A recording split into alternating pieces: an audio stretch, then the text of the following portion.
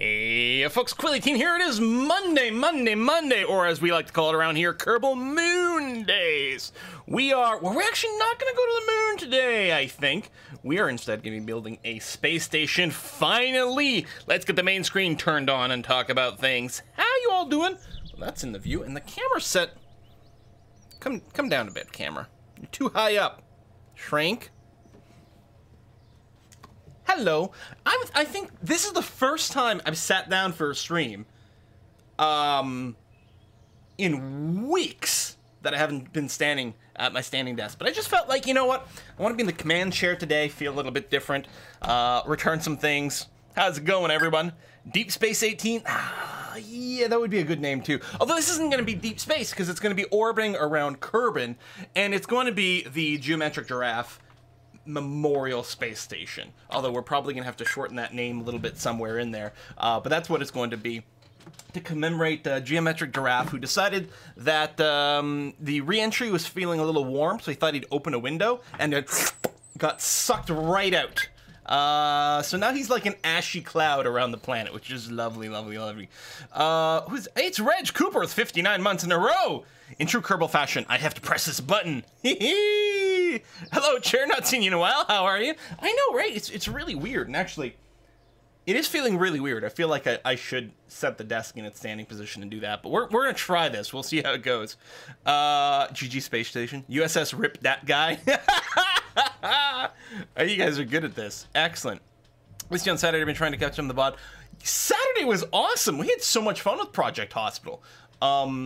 It was very, very, very, very compelling. I enjoyed it quite a bit.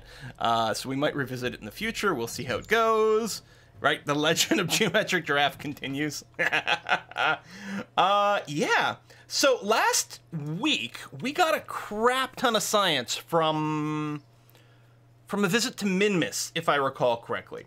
At the end of last episode, I hadn't spent all the science, but I did go and spend some things today before the stream to unlock a variety of other science experiments, some storage things.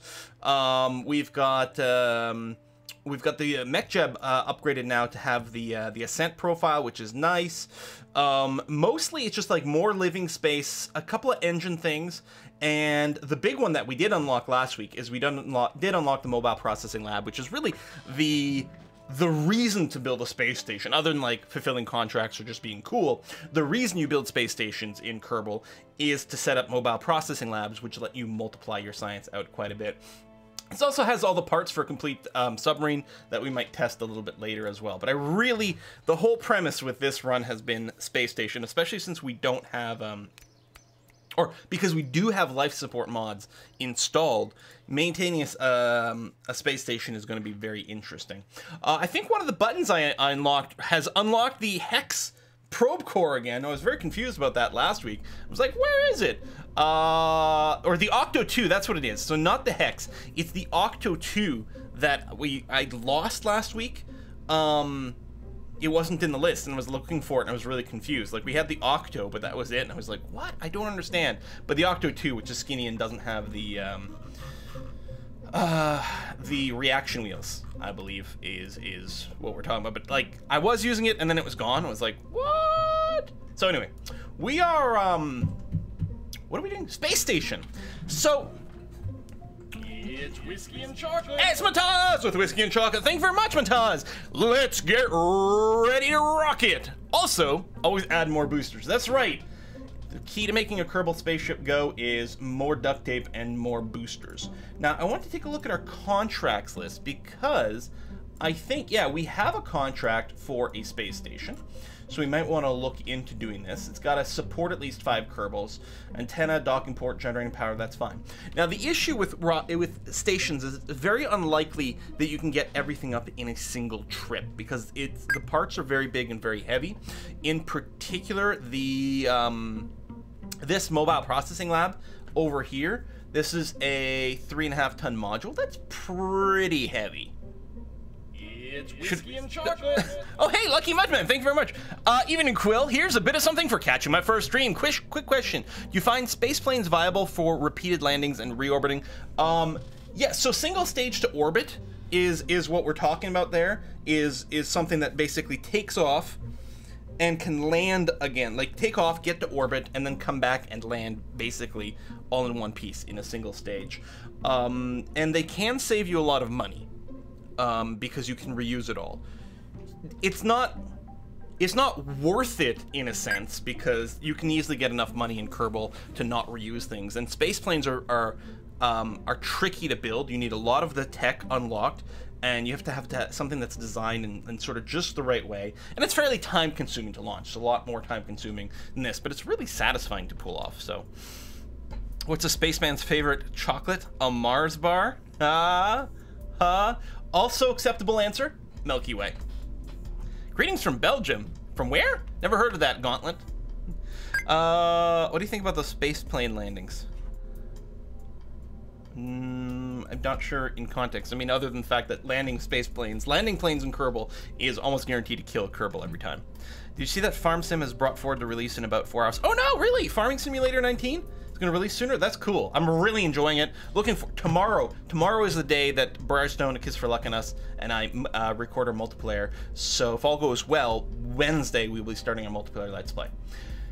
Anyway, with all that, let's launch a rocket. So what I'm gonna do for the first bit, my first priority is gonna be to get the mobile processing lab and some solar power and stuff in space, like unmanned. It's gonna need its own probe core. The nice thing about it is you can put this first and use this sort of like the central core of your building.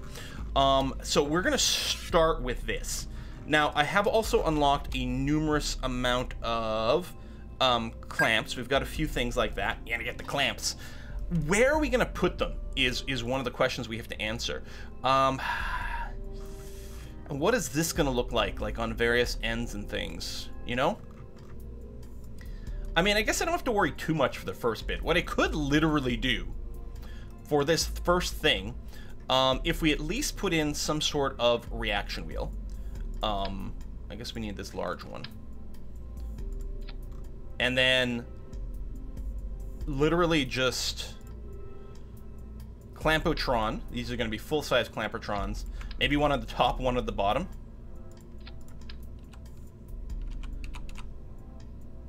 Boom. And then some solar panels and some batteries. And this can literally be like, this is the center of our space station, and we'll attach other things to it. The question will be, can we get this thing to space? And then keep piling on other things. I'm going to throw on some batteries on here. Actually, I'm going to get a second one. So again, this is adding a lot of weight and a fair amount of cost. But now we've got a core module that can have up to 8K of weight. It is going to need a probe core of some kind. So let me go ahead and put on the Octo. But, like, it's a little awkward. I guess that works. And then some solar panels. How's chat? Don't forget the adapter. Few more docking ports, yeah, and that's it. We can have more docking ports on the side as well. I would kind of be tempted. I don't know if we've got like one of those 4-way link-ups. Wouldn't that be under structural? I mean, there are adapters we can use as well to make it look a little slicker. It's not required though to make it work.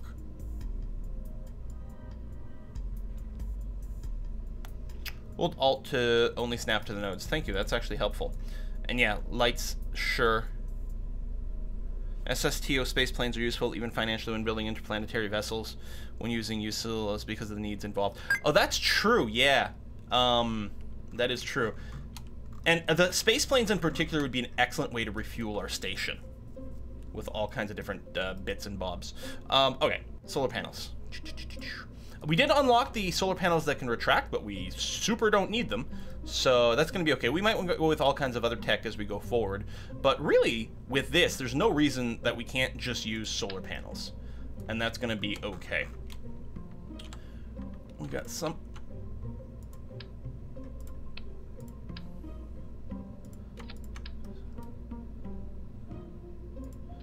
There you go. I'm just going to sort of flank... wait, hold on. How do we want to do this? I think I'll just put on the 2 ends. That's going to be okay. We can just extend it. Like, the next piece can go and have, like, lateral things or whatever, but this one we're going to start with just this. Don't forget construction ports if you want to launch your station in modules and assemble in orbit. Right, so I don't do a lot with KIS. Where do we find that? Wouldn't be the pylon. So we are running the Kerbal construction mods and things like that. So there's lots of extra bits and bobs. It's not underground construction. Kerbal attachment system. Cable hook. Joint socket.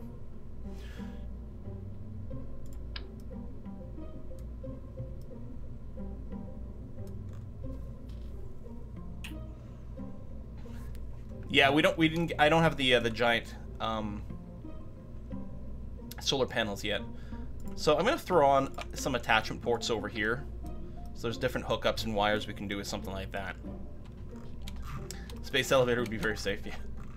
So I think this is how we're gonna start this. If we can somehow include more, that's great, but let's start building from here and see what becomes possible. I don't think this block needs RCS, because it's going to be basically just standing there. It's got a reaction wheel, so it can turn to like face a ship or something, but it doesn't need to pilot itself. Other things will have RCS to connect to this.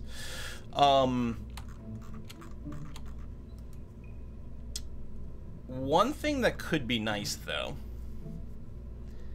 because this is going to need some sort of engine for like the final stage, what we could do is plan on setting up something that's going to double as a bit of like a tugboat later on. If we grab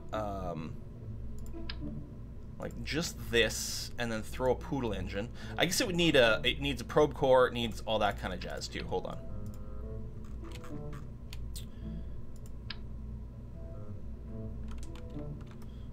That is, there you go. That connects.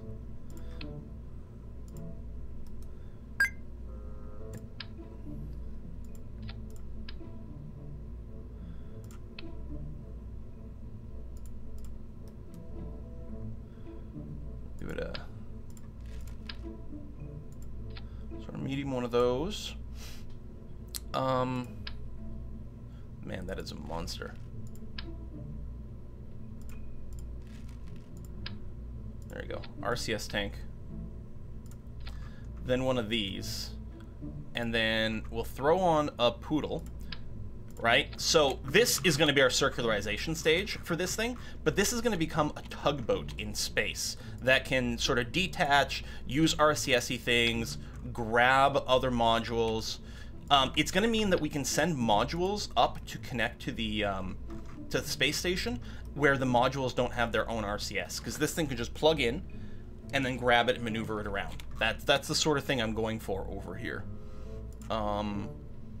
We'll throw some solar panels on this. Here. Like that. Just for whatever, I'm also going to put on these solar panels here. Yeah, should put solar panels on the tug. Have done so. So this thing, as far as I know... Oh, we're going to need antennas. Guys. What is that under? Utility? No, there's this communication thing. It's going to need antennas so that it can... be controlled back from Kerbin. Just the 16S should be fine. I don't remember, is it heavier? Yeah, it is. So we'll just use this Communitron. That's going to be okay. I'm going to put one there. When it's retracted, it's not physics enabled, so it should be fine. And I'm going to put one right here. Yeah, it's on the window. But no one's going to use this part, and then it's between solar panels and everything. And safety lights, of course! Of course! Absolutely right.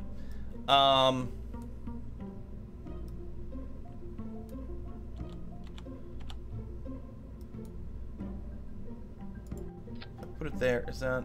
Nope. There it is. Right there. And at the bottom. Clearly. And then for the tug as well.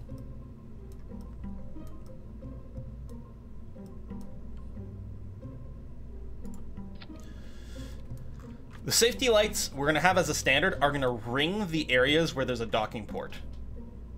That is not centered up.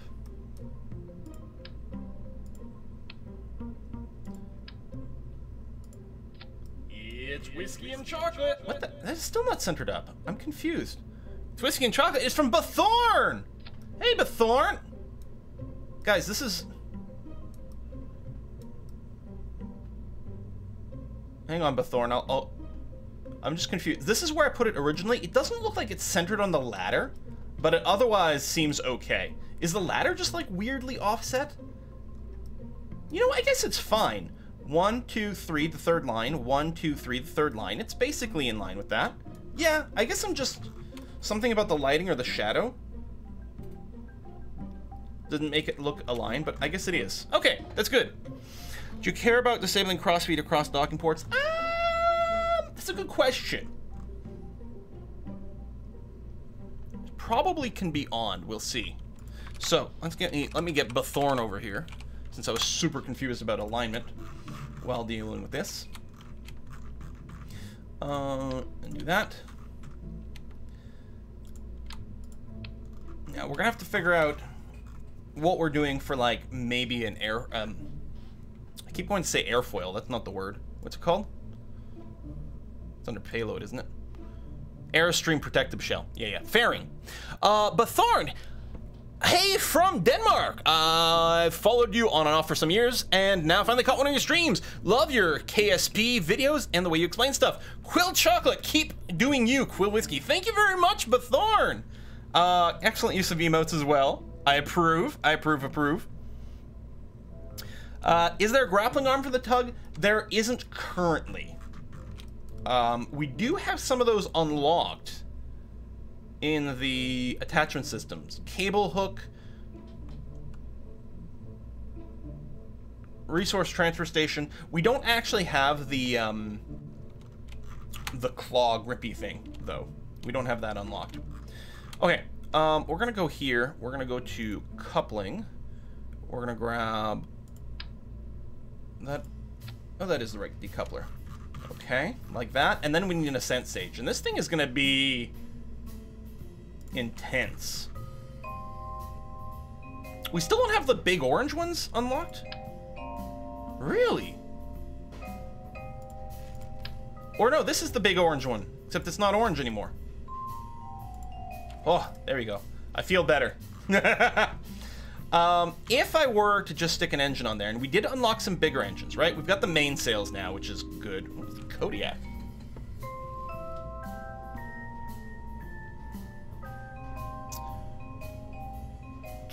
Okay, so at sea level, let's call it 210 kilonewtons versus a lot more. What's your deal, man? Oh, you're smaller. Okay, you look cool, but you're smaller. So out of curiosity, if we do this, what are we looking at? Oh, tons of thrust. Okay, can we double up on this and then still have? Yes, we can. Okay, so the important thing was to look for a thrust to weight ratio and surface level thrust that was above 1, so we actually go up. So this would go up. Delta V is actually sufficient. I think we can throw more payload on this.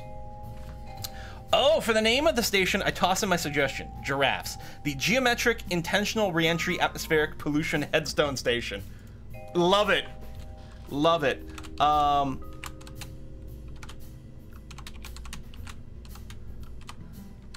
Yes. And then I'm going to copy your description to post and paste into there. Is it going to complain about the periods? No? Oh, it automatically underscores it in the save file. Okay, that's good. That's smart. So, if we can have more payload, we could consider sending more stuff right away. So, the station needs to have an antenna. Check. Docking port. Check. Can generate power. Solar panels. Check. 5 Kerbals, and it will need a pilot.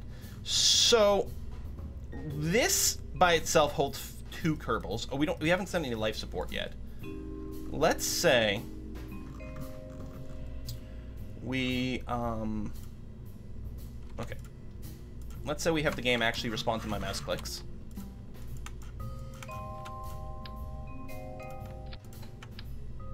Nope, that's not the one I want. Come on. Thank you. Sometimes, I don't know, this is something new where it doesn't take it for a while. I don't know if it's like because I'm tabbing in and out all the time. It could be something like that.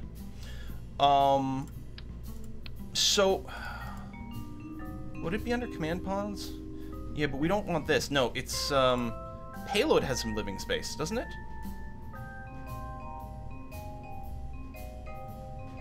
Or is it under utility? It's always hard to find everything that's got room for Kerbals. There we go. So the Hitchhiker would give us room, oh, for 4 more. Does make it easy to achieve. I was going to put a copula bit on it. So the Salamander has room for 2 more.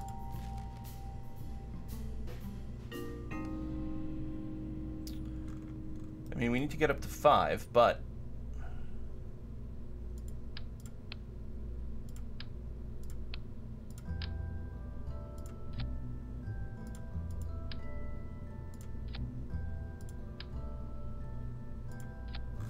Interesting that it structures that up.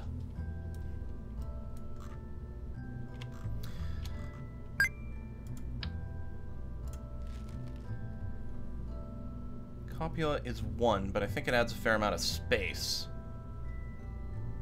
I suppose there would be the Mark III command pod that could be thrown in there as well. I'm trying to get up to exactly 5. I mean, I do want a viewing copula, but I think for now what I'm going to do, because if I put a command pod on there, even though that might be excess weight. How much does it weigh? 2.8 tons. Actually, it's not that bad for a weight of 3.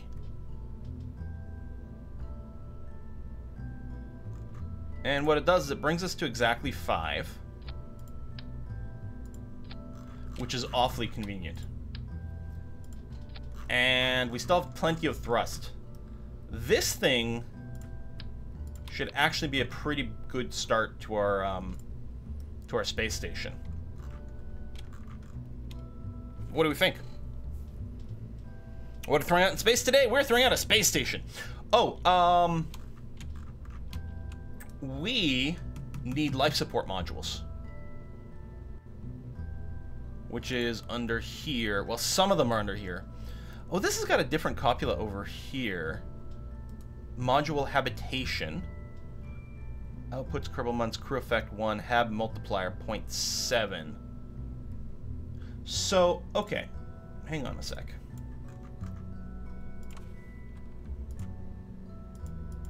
There we go. So again, the clicking wasn't happening. Right now, our habitation would be with max crew 7 days. If I go and do the... Oh, that one's got a crew capacity. This one doesn't have a crew capacity. Ah!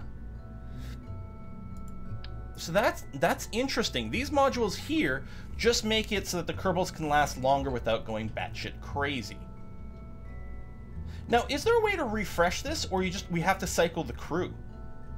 So after X amount of time, we're going to have to cycle the crew back to Earth. Otherwise, they're just going to go completely stir-crazy. This is the Nomomatic. This makes food. Scavengers in nearby warehouses and things. Yeah. Output 0.48 per hour. This is 238 per hour. It's quite big. Doesn't act as extra living space. We're not going to worry about sending the greenhouse stuff yet.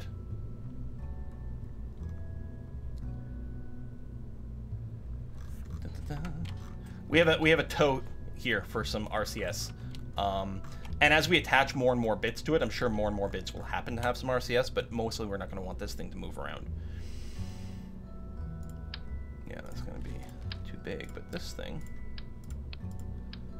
so a core life support storage module on there, and now we have with the max crew of 5, we can have them up there for 138 days, but really only 7 days with the viewing situation. The problem is, if I go and put an observation copula on here, then the only docking port is at the back, which might be okay, as long as the sort of the next part we send up has maybe like some sort of 4-way or 8-way connector or something of that nature to massively expand things. The viewing copula might stack if you put multiple ones, but I mean, I don't really have room. I could start sticking them on the side. Actually, first of all, they do stack. Now we're up to nearly 30 days. And we're also starting to look a little bit more like a Dalek, which I kind of like.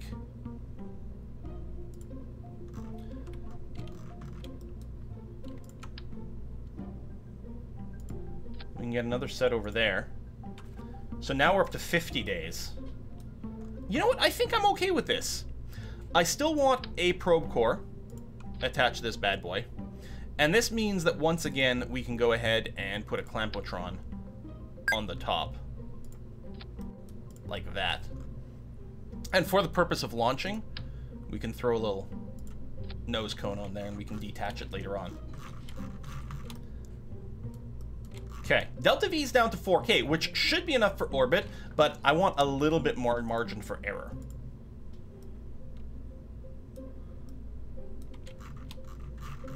Just a scooch more, especially since we have to add a little bit more stability and various things like that. I don't think we need any real heat management on this.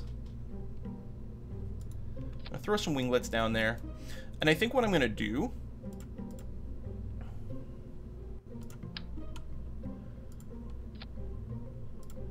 is this.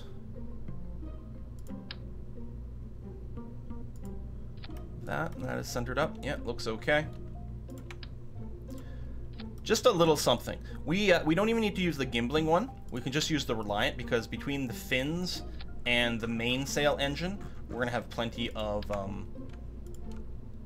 control.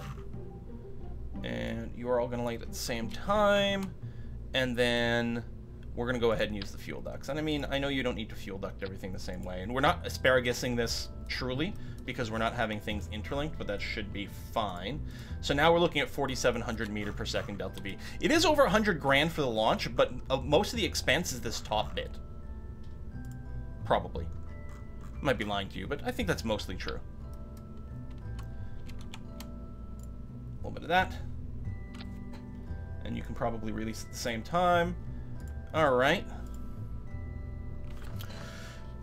I think a long time ago, Quill used it to do a propulsive landing. What was the question? Also possible to do some sort of programming. Oh, you're talking about the programming mod. Yeah. What's it called? It's probably being discussed in there. I don't have it now, but I've done it before. We've gone and set up a hover module, a propulsive landing thing. Yeah, KOS. So yes, we do need to strut. Now what we'll probably do here is we'll use the auto strut. So we'll go ahead and get these little side bits to be strutted up. Maybe top and bottom, although I don't think we're actually going to need both. It's the heaviest part. And this over here, we're going to strut you to the root part over here. Ditto over there, so that's connected upwards. Because this is a very, very long rocket, which is going to be tricky as hell. We definitely need to strut through here because the connection of a docking clamp ain't that strong. But I think we're okay. And yeah, we do have to check the crew, because the thing is, we have to be able to support a crew of 5, but we don't actually have to ship a crew of 5. It just needs to have a pilot. So we are going to put a pilot in there. Swear to crazy I'm not God is going to go ahead and launch this. Yeah, we'll go ahead and actually put you in the command pod seat. You know what? I'm going to send an engineer up so that we can maintain anything that might break while we're there. I suppose we could preload this part with some scientists, but then I'm a little bit worried about our life support. So as is, with 2 people in there, we've got 71 days worth of habitation, 21 days of battery, which isn't going to be a problem because we're going to have some solar panels. I think we're still going to need a giant solar panel array to get the mobile processing lab working, but this is going to be a fine start. And remember, whenever the tug is going to be docked to the station, then it's going to have that many more solar panels, so that should be okay. Food is fine. That's not a problem at all. It's just whether or not people go stir crazy in here, and we'll see. I mean, it would be safest to do like the ISS and send the crew later. True, but I'm going to save myself a launch. It's going to be fine. We have no way for people to get back. I'd considered it. We could have potentially had this this command module have a heat shield and some maybe idea for coming back, but I don't think that's going to be in the plan. Is there enough air? Yeah, oxygen is not simulated with this life support mod. Just generic sort of supplies. I really don't like how tall this is, but I'm sure it's going to be fine. Let's go ahead and launch. possibly go wrong? Oh! My launch pad needs to be upgraded to have more weight capacity.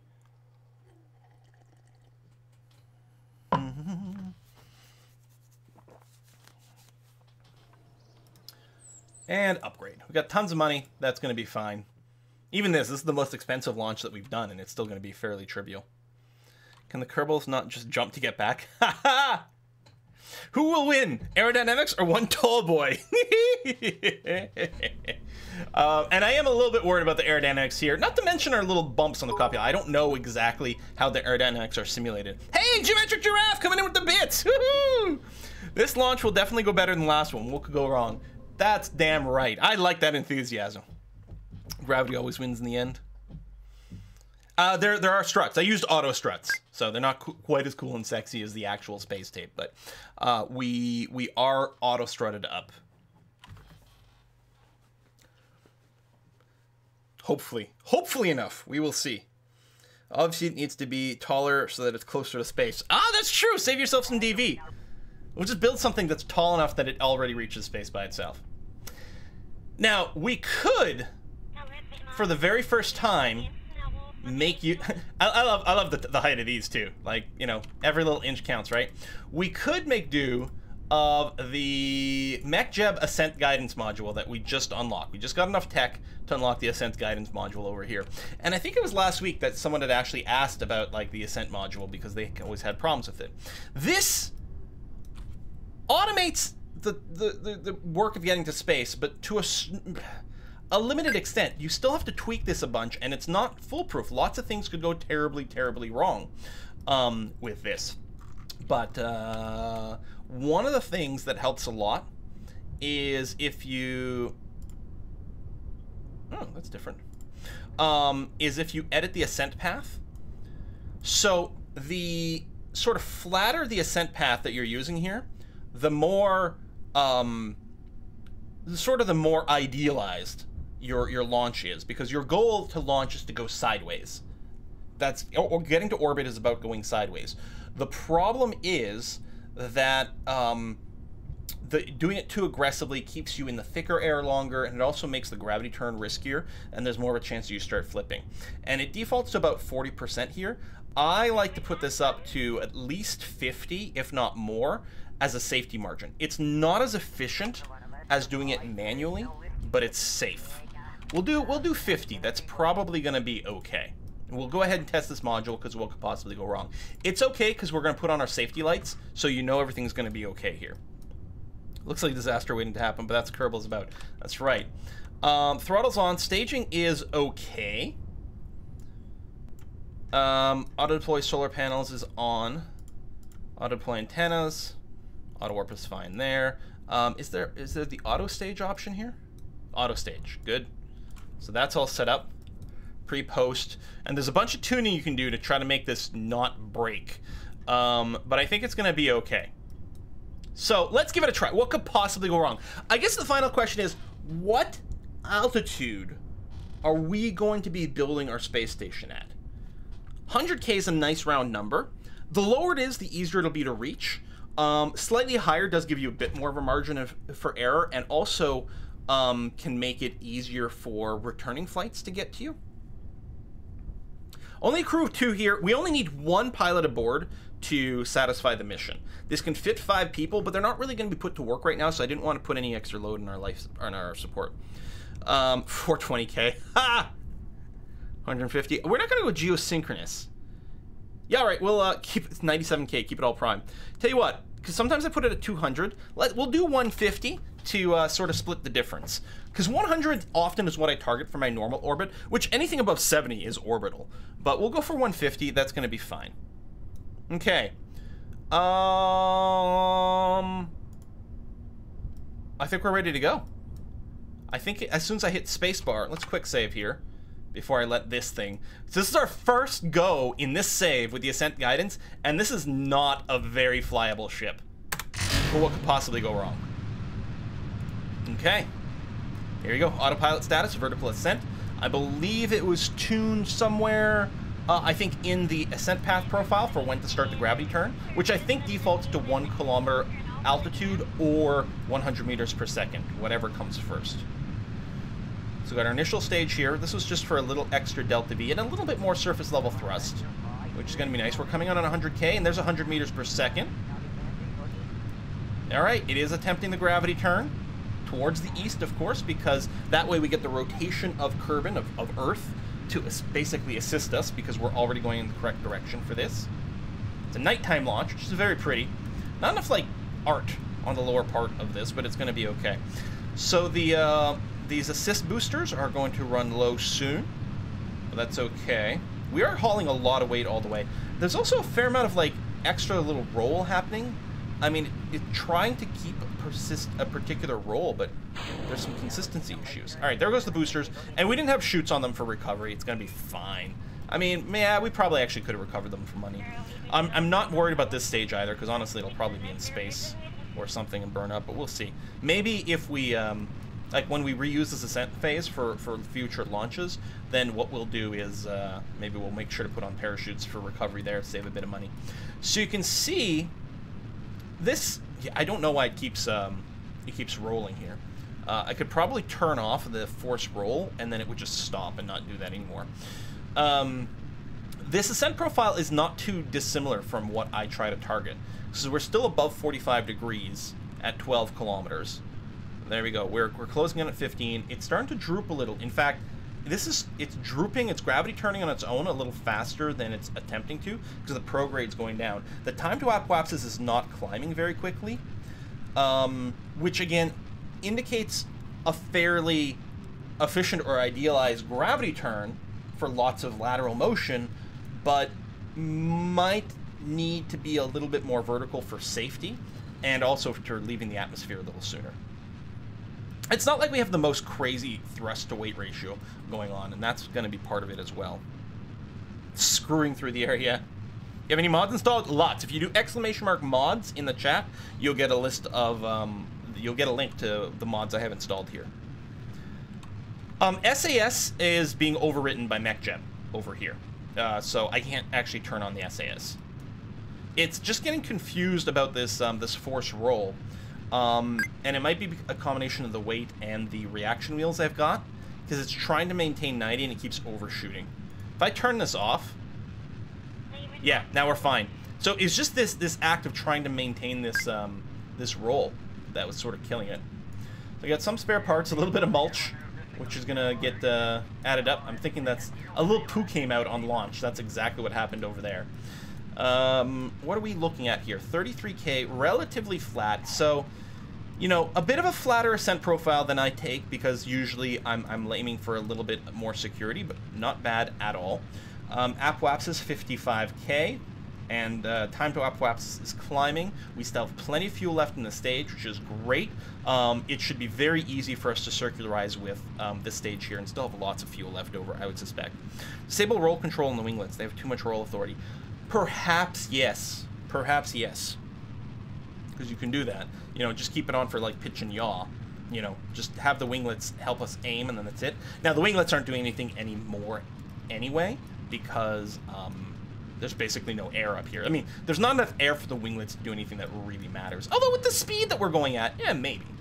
All right, we're about done in this stage. The apoapsis is 110. We're going almost complete sideways. There's 120K, 130, 140, and this should feather down the throttle. There it goes. And it's going to try to maintain about 150 here. We're still in the atmosphere, so there's going to be a little bit of friction, sort of tweaking that. So we overshot a little bit. Now it's going to come down, but it's going to be fine. In theory, what we would do at this point is actually drop this bottom stage here. Like, this almost worked out perfectly. This bottom stage is almost exactly right. In fact, I think if this were a real launch, you'd do this, and we'd be like, okay, we're gonna drop this stage, and only use the top stage for circularization, because that's the point. On the other hand, I don't think you can. Most rockets' engines don't actually turn off. One of the things with SpaceX that's special. Look at the weird coloring that's going on over here with the safety lights. If I turn off the safety lights, they look, yeah. That's really funny. Is that they restart one of their engines, like for the re-entry module, which is pretty unusual.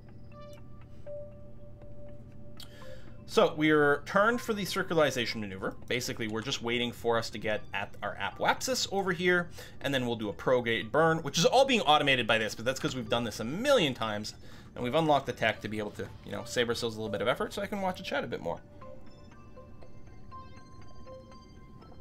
The Ascent profile was targeted for 60K.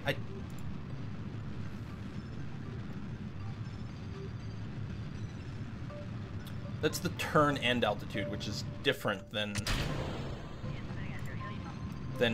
the orbital altitude. And I had auto stage on, so I was like, it should happen on its own, and it did. And then we've got this little spiky boy over here, which is entering into a circular orbit right here. Not bad. Not bad. 0.001 eccentricity. We do have a little inclination, which we would like to eliminate completely. Now, it's pretty close to 0. Actually, that's very close to 0. But let's get the maneuver planner. It's very easy for us to change. All we're going to do is burn at the ascending or descending node in either a radial or normal or anti-normal angle, depending on which one we are. It's very easy to do, but we will go ahead and use MechJeb for a little bit more precision. We want an inclination of 0, create and execute. So 1.6 meter per second burn. It's virtually nothing, but I want to be as flat as possible. That's the attitude that's saying you should go horizontal at. Yeah. Okay, which is fine. Yeah, I know there's a Firaxis stream. It's annoying. They've decided to, like, stream on my days. Even though we worked out, like, the Wednesday thing was, like, this is not Wednesday, obviously, but they, like, keep taking over my stream times. I'm like, what the hell, man? I don't know. I don't know if it's a new announcement or if this is just more about, like, the Switch release or something.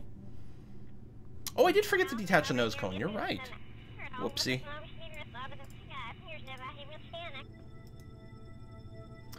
Decouple.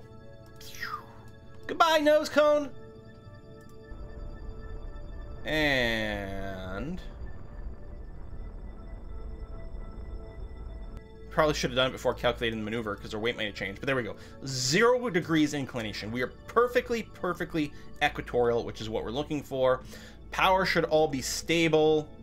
We don't have any experiments on this, and potentially we could have.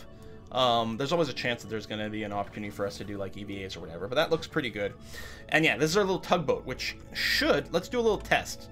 It should be very comfortable being completely independent. So we're going to go and decouple. So we are the giraffe. Rename vessel.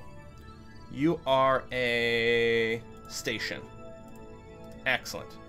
Then we're going to switch over, not to the nose cone. There you go, to this part, which we can rename you to Draft Probe, Giraffes Tug 01. Okay. So if we go to RCS mode, we should be able to back up. Excellent. Set this as a target. But yeah, steering's all good. Excellent. We're a little off of what we'd like to do. So I'm just going to wait for a little bit of distance. Okay. And then start pushing forward. Excellent. And then use IJKL. There we go. So our prograde is on top of the pink marker, which means we're moving directly towards it. The one thing we don't have is quite correct alignment going on, but we're just going to wait a scooch. And of course, I could use, make sure we're always facing the target. Thank you. We're still not parallel, so we're coming in at a bit of an angle here, but it's going to be fine.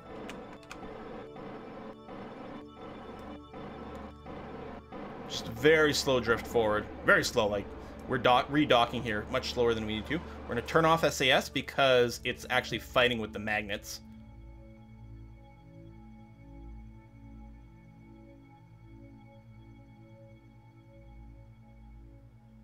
We got rejected. Decoupling rejected, you guys.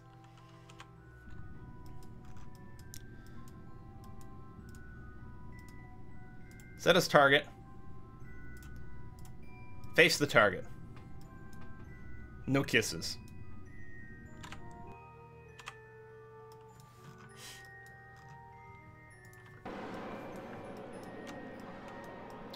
All right. We won't be denied a second time. Okay.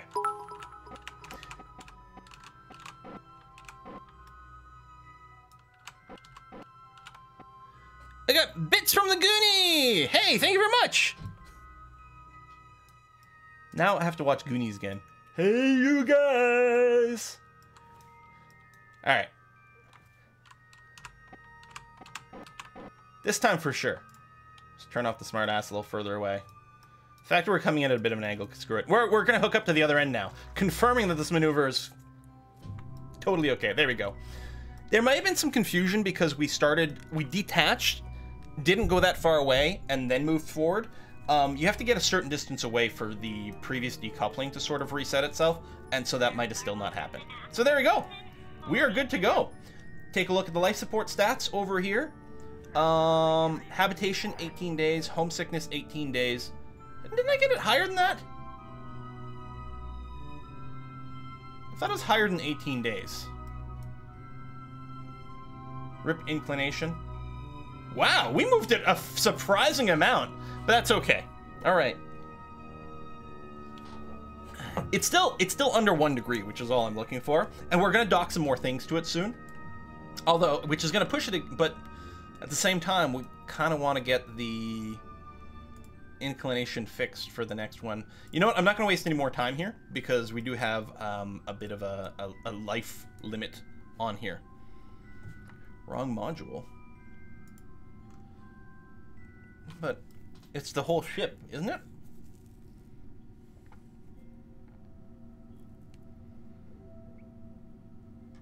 You have to enable the copulus? Oh! Start habitat.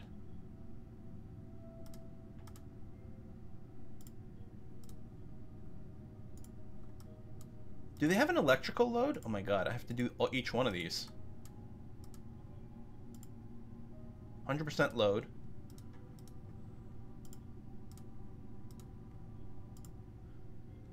I mean, electric charge is fine, so I guess not. They just have to be enabled?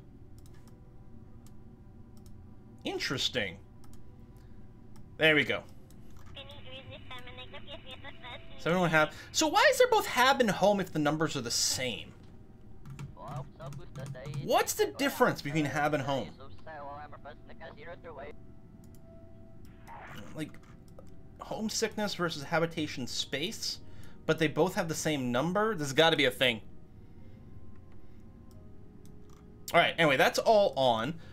The mobile lab we don't have to turn on because you don't have any research, although we could start your life support.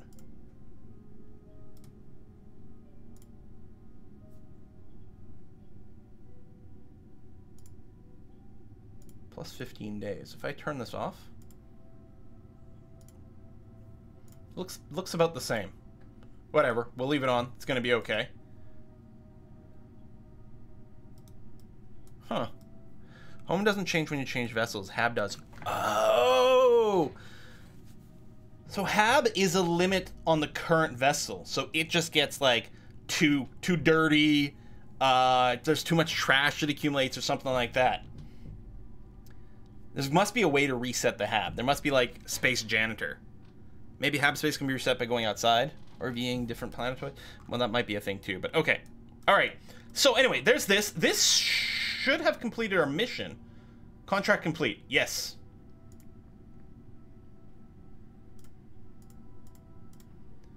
Done, done, done. We have an orbital station. Now, there's probably going to be follow-up missions. Oh, the recycler helps? Oh, okay. Run out of tang.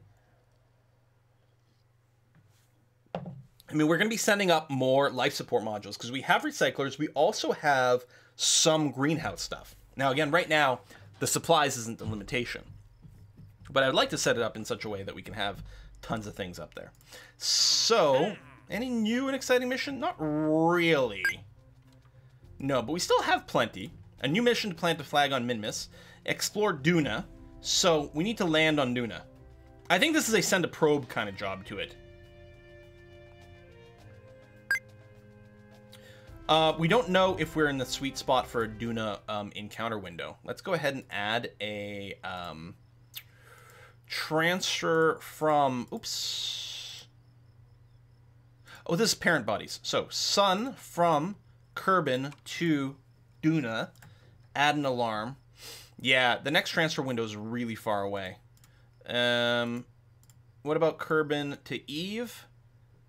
Kerbal to Eve, we're 2 days away from that transfer window. We should launch something to Eve right away. Now, because we have Kerbals in, like, a space station actively right now, we can't just fast forward the entire flight, but we can launch it and send it in the right direction and then just walk away.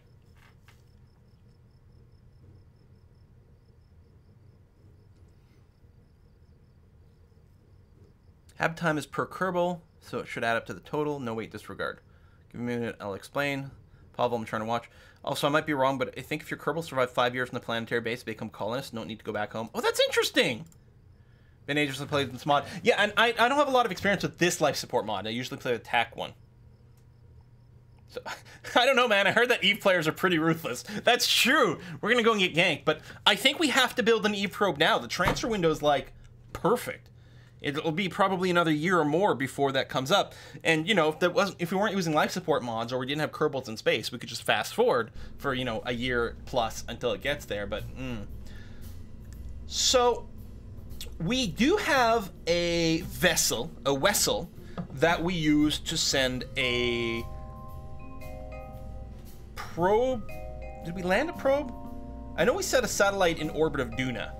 Now, I don't remember what that vessel is called, and almost certainly we could use the exact same thing for Eve. There's a slight delta V differential for reaching Eve versus Duna, but it's not that substantial. And I don't remember which way it goes. So we could reuse that vessel and just put a probe in orbit. We've got a few more science experiments we might be able to shift around. I would kind of like to land something on it, though. Okay, so the PSS Smart Future is orbiting Duna. So we could just do that. It'd also be kind of cool to land something on the surface. I don't know if it's going to be a rover. I think it might just be a static probe, but we could still have lots of experiments on it. What was that thing called? The Smart Future.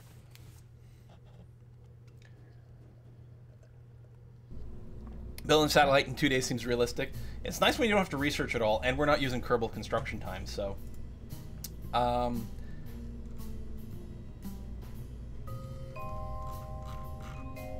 PSB Smart Future. So if we load you, this is a $30,000 rocket that went to Duna. And honestly, I can't imagine why we couldn't use basically the same thing. Now, this was just a satellite. Okay, I think we do want to redesign this whole thing, because I think if we're going to make the trip to Eve at this point, and we've got more powerful rockets, and we do, we may as well make it a two-part mission. So I think we start new. And we start by sort of designing a little bit of a lander. I don't have the big, like, heat shield, like, deployable heat shield thing, but we shouldn't really need something quite that crazy. The thing with Eve, it's got an atmosphere, a very thick atmosphere, thicker than Kerbal, so parachute landings are fine. So this is going to be our lander core, so it doesn't need any fuel whatsoever. What it needs is some battery. And I'm fine with going a little wider here. Like this. I mean, 1K should be plenty to, like, you know, send signals back and everything like that. In theory, it only has to relay to the thing we leave in orbit. But we might want to give it a bigger antenna. So it's going to have that. I'm tempted to put on a Science Junior. We won't be able to transmit all of the power or all the science back, but we'd still get some. And if we send a manned crew at some point in the future, it could get more material science, but we'll probably land in a different biome. So I think it's fine to do this. How about we do an Eve return mission? Well, that is sadistic. Eve is got such a thick atmosphere. I mean, I can tell that Llewellyn knows what he or she is talking about here. The atmosphere on Eve is so thick that it's really hard to take off from it, because you're like, it's like trying to launch a rocket from under the ocean. So you have to have enough force to like counter the like atmospheric pressure, and it's hard to get enough fuel to pull that off. It's really unbelievable. So if we did something like this, and then let's say we put on some just tiny retractable solar panels on this thing. Actually, really, the other solar panels would be okay, but no, I'll go with the retractable. It's going to be fine here. And maybe what I'll do is I'll throw sort of one panel on top. I mean, that's kind of where we're going to want to parachute.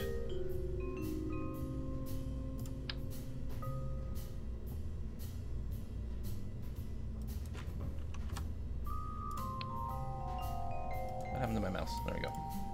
Unless we just want side-loaded parachutes. Let's see, because getting the antenna on this might be a little awkward. We don't need a relay for this one. Now, this high gain one definitely can't get a signal all the way back home, but this would be sufficient for just reaching the satellite in orbit. But if we put on this big communitron, that's 15J power, even the 2G here might be enough to reach home. I don't know. It partially depends on how good our tracking station is. But tell you what, we'll go with this, because worst case scenario, even if we can't reach home, it'll still reach the thing in orbit. Although, if we're lucky, maybe it'll reach home. So we're going to have something like this. We do need a reaction wheel, because this thing can't steer itself, and it's got to make sure to keep its butt pointed into the wind so that re-entry goes okay. So we just need the small inline reaction wheel over here, and a bunch of science experiments and the parachutes.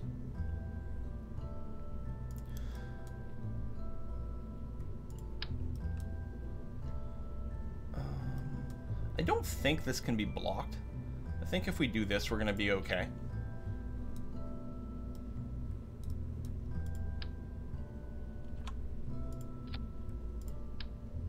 Anyway, I'll just do this, though.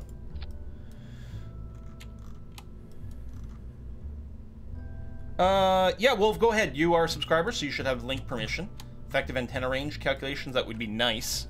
If you could just confirm whether 2G is sufficient, potentially with, you know, certain levels of upgrades, that would be very, very handy. We're going to need a heat shield on here, but I want to get down to science first. And I don't know if we could just do it with a UKS container. We might be able to. I mean, there's some wedges here. Not all of these make sense in space, though. I think I'm just going to go and hand place the science experiments. So we're going to get the 2-aught thermometer. Aquatic sample collection I don't think will be a thing. We'll put the Seismo on here. That's going to be okay. We'll get you. We don't need the experiment storage unit. The Gorsat isn't what we... That's in high orbits. That's not what we're looking for. Magnetometer boom we can run.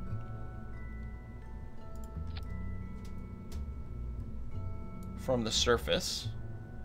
The goo we could get as well, which I think wasn't around for a while, and attempt to do a transmit from the surface.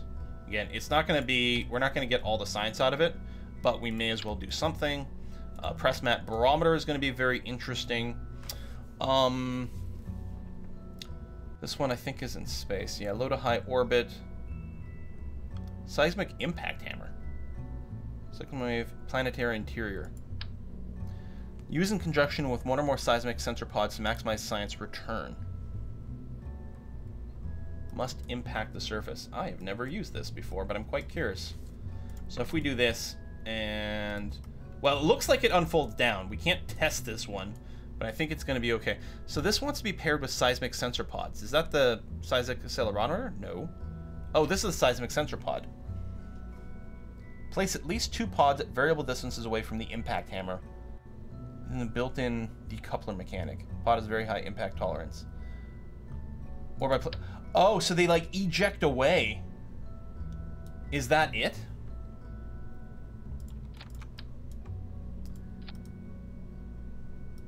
Stage and disable. Yeah, they must like fling off.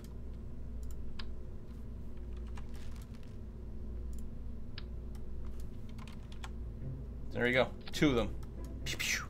Sounds like fun. You have to bring this science. This science from this isn't going to go to the science station, unfortunately. But we probably can send more, like short-term, to Moon and Minmus. To different biomes, and then return that to the science station would be very good. Okay. We clearly need a heat shield. Actually, I'm a little bit worried about more of this stuff burning up on re-entry. Oh, I do have the deployable one. It's really huge, though. I think it's overkill. I am a little tempted to do this with this heat shield, just to properly cover all the experiments. I'm going to feel a lot better doing a re-entry like this. So this is the thing we're basically looking to land on Eve, which is basically Venus.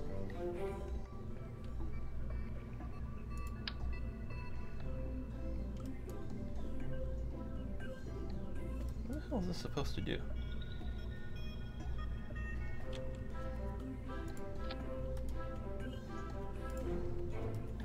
Huh.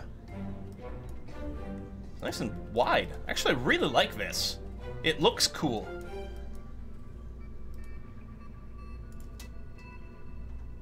And yeah, that'll land well. So I think this should work. Oh, safety light. You're absolutely right. One safety light on top. Right here.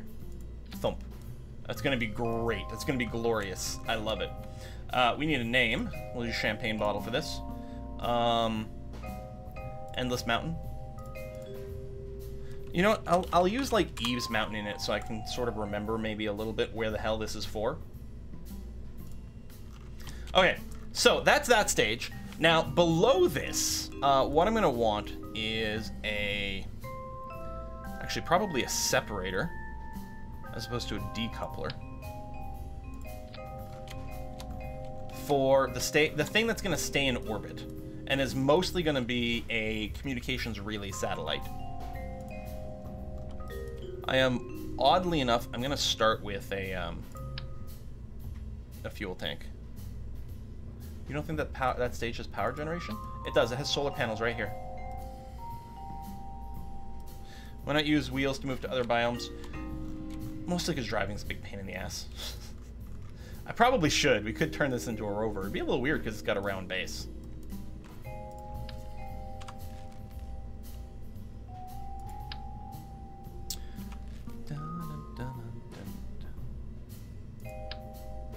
Yeah, I guess that is the size we're working with. Is it? No.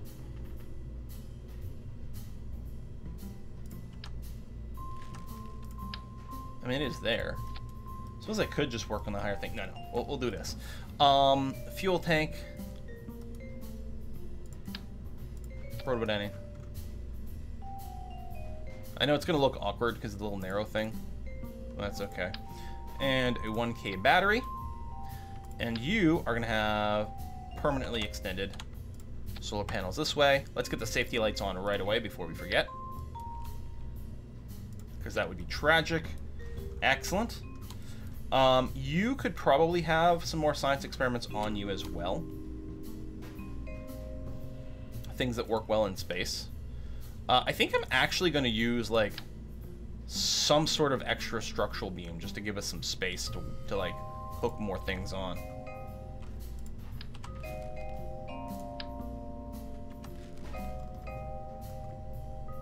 Like, it's a little bit funny, but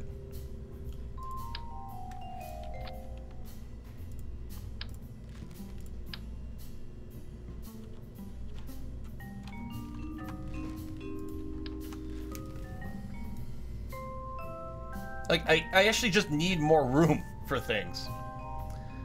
Surface ablation laser. Oh, we could put that on our lander module as well.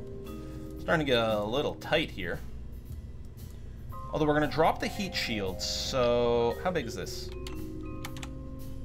Yeah, we're gonna be okay. I think this faces down.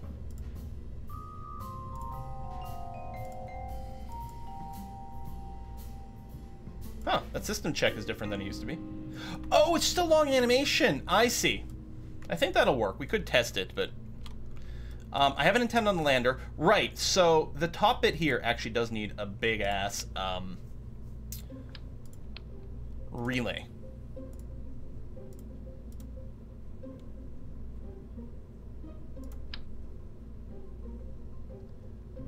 So, you don't let me...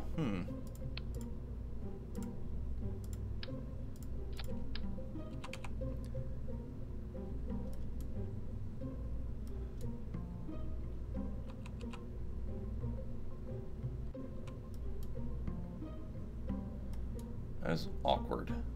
I mean, we can do this, but then we can't build anything else on it. So, unless I mount it on the side...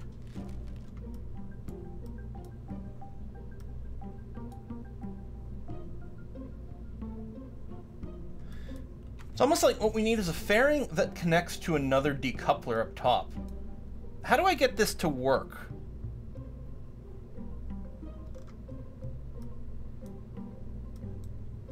I mean, yeah, we could just... Yeah. Is there a bigger cube strut?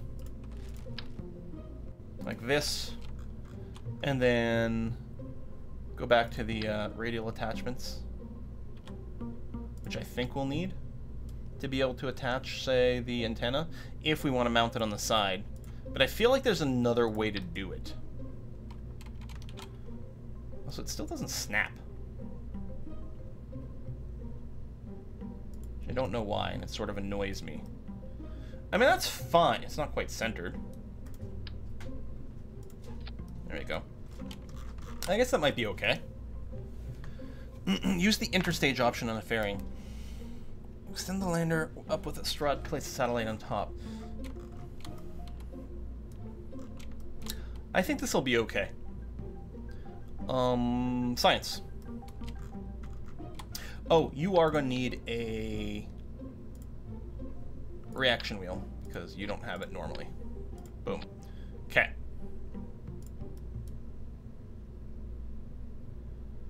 Low to high orbit. Stick you on there. Multispectral scan. I guess we'll have to go into a polar orbit for these scans to be useful, but that's okay. You do differentiate terrain types and biomes. And what do? You just do altimetry. So no, multispectral sensor is probably going to give us more science. Does it also give us terrain height? Or do we need both? Do we need altimetry and multispectral? We might need both.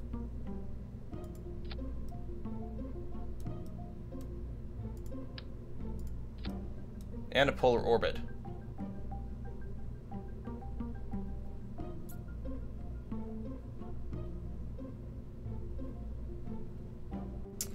Use from high orbit. That one there. We'd leave out another boom, but we'll probably be able to boom Eve from this one. So I don't think we're gonna need one on the bottom. An orbital telescope, though. Sounds pretty good. All right, it's gonna be a little crowded there, but that should work. Yeah, you need both. Okay. So yeah, we're gonna try to enter polar orbit with this thing and do this. We have, you know, a fair number of solar panels on this. Well, we have 4. Whether or not that's gonna be enough to run all this, I'm not sure. It's probably okay. It's got enough safety lights. Can't wait to watch this thing explode in Eve's atmosphere without a fairing. I don't think this part, it's got a heat shield. This part should be okay. How's the lander actually going to leave orbit? No, it's a one-way trip for this thing. So it's got some fuel. We're going to need an engine on this. It doesn't have to be a powerful engine, just has to be relatively efficient. Like, we could even consider something like a Spark. But no, the Terrier is probably our most efficient engine. So this bit here, well, the delta V calculations for this are, like, impossible because it's considering the weight of the top bit. But that's okay. Yeah, Can I remove this from the staging? I don't want to hit the space bar and stage these things accidentally. There we go. But this should have a fair amount of delta V to adjust itself and position itself well. So, resave. Now we need to get this bad boy into space. Well, actually, next step is get this bad boy to Eve. We are going to get the fairing set up here, though. That's not it. It's on the payloads, right?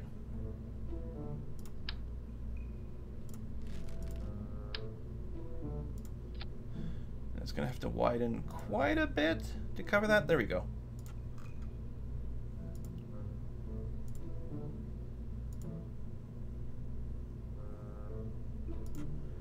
There we are. So that's going to be, I think, our payload all sorted out.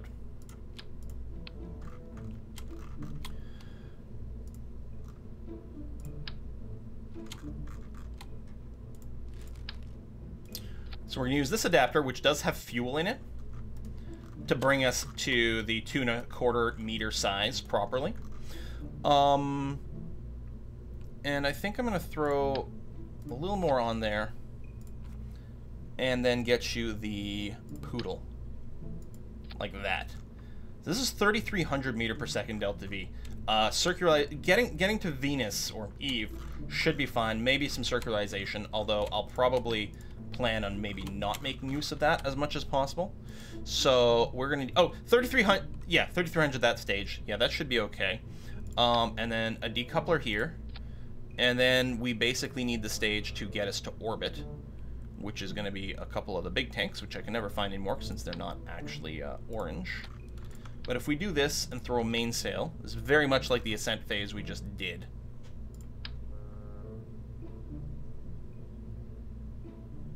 If you look at the bottom right side of quill screens, there's 0 parachutes. Yes, that is... No, that is not correct. There are parachutes. Right here. Parachutes right there. So there you go. Thrust per weight is fine. This is not enough to get it to orbit, though, but it's pretty darn close. I think what we're going to do is... radial decoupler. We're going to go and grab another big tank.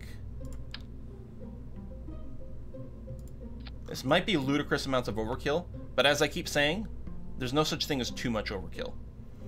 And...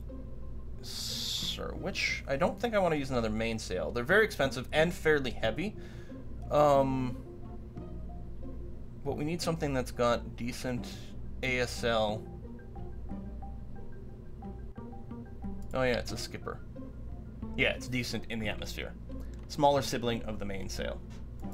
So a couple of those, have them all start at the same time. Thrust to weight's 1.44, which is good. And then if we go ahead and just throw in some fuel ducts like this, now we've got tons of delta V for the ascent. So everything on the bottom here is going to be enough to get us into orbit, or into space, and probably circularized, actually, which is good.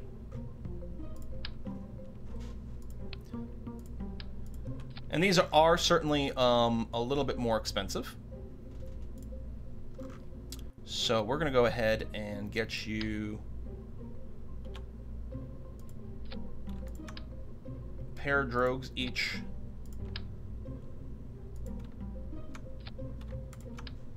A pair of regular chutes each. Which, depending on where we actually deploy these, we won't actually need them. Like, we probably don't need the drogues, but that's okay. Got a ton of chutes equipped on these for when we separate out. Boom, boom, boom. Oh, we ended up with... click. I don't know if it's input lag or what's going on. Yeah, sometimes it doesn't go. And you, yeah, there's something weird with your symmetry mode.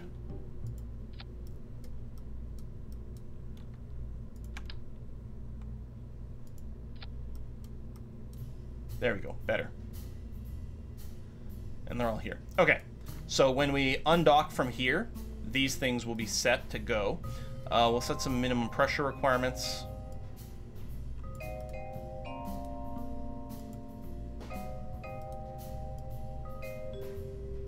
There we go. That should be fine.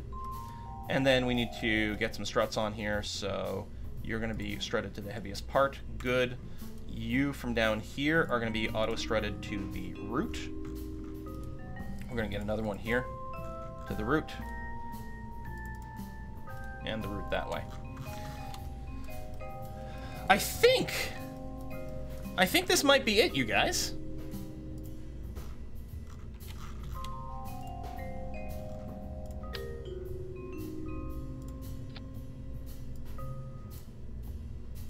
How are we thinking?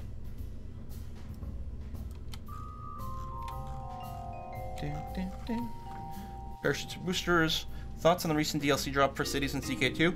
I haven't played Industries much, but I think it's a good addition to the game, and I'm looking forward to actually giving it a proper go. Holy Fury for CK2 is possibly the single greatest DLC in the history of all time. It adds so much. I don't know how they keep coming up with more ideas, but somehow they do. Holy Fury's fantastic. So much fun. No engine on the lander? Why would we need an engine? We have parachutes on the lander. Because we're landing on Eve. Super thick air. So it's the parachutes are gonna gently bring it to land on there. Oh, we don't have any winglets. That is absolutely true. And actually, at this point, I'm not sure that we need actual winglets, like that are controllable surface, as much as just some fixed winglets, just to help, you know, tend things towards prograde. And if anything, this rocket should launch a fair bit easier than the last one. It's got a larger, like, sort of payload cross-section here, but I think it's going to be okay. I think we can just go. You're praising Holy Fury so much just because of Animal Kingdom? I was really excited for it before I found out about the Animal Kingdom stuff, and now it's like, what? Oh, how are you going to de-orbit the lander? No, it's fine. The aero braking. So the idea is when we plan our encounter with Eve, we're gonna want the encounter to hit the atmosphere. And what we'll do is we'll detach the lander with it on a path to hit the atmosphere. And then the satellite will readjust itself into some sort of non-collision based thing. Is the idea.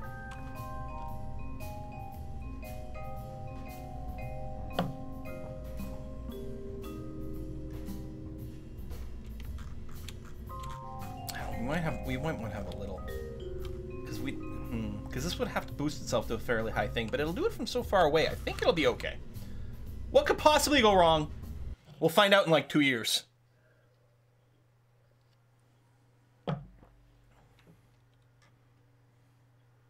Oh, I didn't change the prefix. You're right. Non-collision-based thing. I mean, lethal braking. I mean, you know, not actually touching the atmosphere with our satellite component is what I mean. But, you know, non-collision-based thing is pretty good. We have lights. We have lights. Don't worry about it. I mean, they're hidden by the fairing right now. We got to protect the lights on Ascent. That's all. Okay. What does it say there's a stage 9? I don't know. So let's go ahead. Ascent guidance. That's going to be fine. And again, you can do this. I mean, we could try one of these other Ascent profiles, which is interesting. But it didn't save the 40% or the 50%, which is a little bit crummy. I'm actually going to set it to 55%. I mean, we could tune some of these things as well. Turn start when altitude is 3.5K over. Oh, really? 3.5K. So, or it reaches there, so that's going to be fine. We'll go slightly more straight up. I can have SAS on, but it's going to get canceled as soon as we engage the autopilot. That's going to be okay. Orbital altitude doesn't matter for this one. In fact, lower is better. But, you know, I like 100. It's nice and square. And yada, yada, yada, fire the rocket. I like it. Let's do it. And, all right, I have to actually hit spacebar. And we have liftoff of Eve's Mountain with the wrong prefix. It's going to Eve. It'll take it a while to get there. And we can't fast forward. We won't get there in this episode because if I were to just fast forward when this finally reaches Eve, then what'll happen is all of our Kerbals on the space station, well, they won't die. They'll just go catatonic, which actually might be fine. We got science available already. Oh, the mystery goo. And the material bay, yeah. We've got to at some point go and properly burn through that.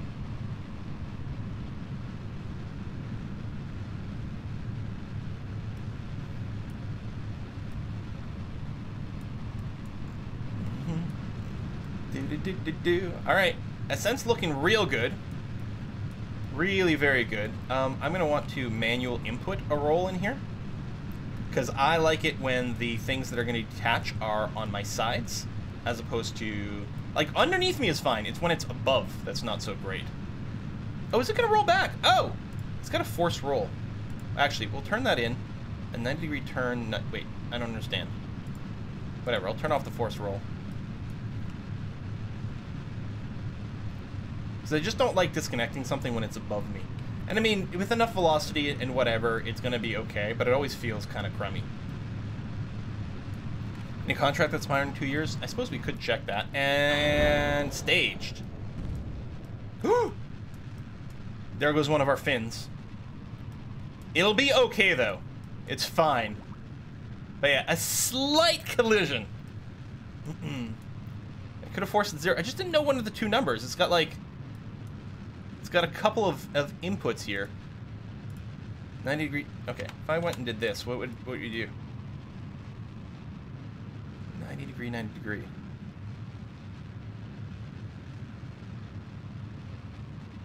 That's probably the sort of thing we would have wanted. Or I can leave it at the old 90 and just have rotated the rocket in the other view. I think we can deploy this now. The atmosphere is thin enough, it shouldn't be an issue. We'll save some weight. Nice. Safety lights on. Excellent. That's why the new SpaceX has 3 fins. The thing is, 3 fins set in like a proper pattern is all you need, because it covers sort of movement in all the axes at that point. 3 is all you need. 4 gives you a little bit more stability, but that's it. And it's marginal. Like the 5th one and the 6th one, they will technically help a little more, but to small extents that it doesn't matter, and then you're just adding weight for no real purpose. Okay, we are now, yeah, we're flat horizontal. That 50K target that was in there. So we're just going to go sideways, and here's a 100-kilometer apoapsis. So it's killing that, and then it's going to go and just hold on to orbital prograde, or that's what it was trying to do. We don't have enough rotation wheel for it to be able to hold that rotation very well without the engines running. But that's okay. We're about to go into space. There you go. More science. Solar panels are being extended. Very nice. And the solar panels that are on our lander module are the retractable kind, which will be very important when they return. Our antenna's been extended here, plus this one's always on, so that's going to be okay. All right. When will we play Dwarf Fortress again? Hopefully soon. Yeah, I know. I was thinking we were going to do it in the charity stream, and it was just we got busy doing other really, really awesome things. But I'm all prepped. I got like a world created. Like I'm ready to hit embark on some group of dwarves. I don't know. Maybe that should be our Saturday game. Although we also want to finish Pirates. Like we have too much stuff. And someone mentioned Dungeon Crawl Stone Soup a little earlier, because I think there's an unfinished one there, and there's other things I want to come back to. There's two guys. Like, talk about first world problems, right? There's too many good video games. We don't know what to do. Also, I clearly had, like, way more Delta V than we needed, which I knew. I mean, always better to have too much Delta V than too little, because we're going to be able to use this stage here on our way to Eve, which is pretty crazy. Diablo streams, that too. I'd like to do both Diablo and Path of Exile at the same time. You know, give proper love on both sides. All right, nice circular orbit coming in here. That's going to be A-okay. Boom. Okay. So what I'm going to do now is we will be manually calculating the next one. There's all sorts of various assists we could use for the launch to Eve, but it should be fairly straightforward. So, right, we're now tracking asteroids. So, here is the Sun. Here is Moho, which is Mercury. Here is Eve, which is Venus. And here's Kerbal, which is Earth. So we want to go from Kerbal to Eve. Now, effectively, when we're looking at things at this scale, effectively right now, we're in orbit around the sun. I mean, yeah, locally we're in orbit around Kerbin, but Kerbin's in orbit around the sun. So it's the orbit around the sun that's the more significant thing, or the thing that matters from this aspect. So what we want to do is we want to go from the high orbit of Kerbin to the lower orbit of Eve. So to do that, we have to burn retrograde relative to the sun. That's our goal. Now, the easiest way to sort of do it is, okay, so we just burn, like, prograde right now to leave Kerbin. We need to leave Kerbin's orbit. Burn prograde, embiggen our orbit until it pops, and then wait until we leave the sphere of influence of Kerbin, then we'll be in orbit around the sun, and then we burn retrograde relative to the sun. But if we do everything correctly, what we'd like to do is we'd like to depart Kerbin in a way that's at the same time sort of going to retrograde us to the sun.